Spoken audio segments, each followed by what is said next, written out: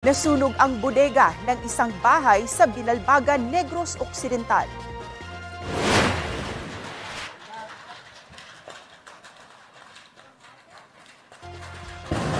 Maririnig ang sunod-sunod na putok mula sa bahay na yan sa Barangay Canmoros. Kasabay niyan ang nagngangalit na apoy.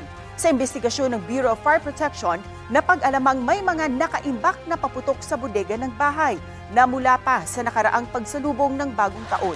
Iniimbestigahan pa ang sanhi ng pagsindi ng mga paputok. Ayon sa BFP, mahigit 200,000 piso ang iniwang danyos ng sunog.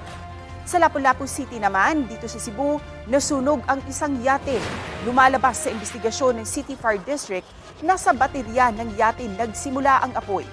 Napag-alaman ding dati itong nakaangkla sa Marigondon Wharf pero napadpad sa dagat sa kasagsagan ng Bagyong Verbena.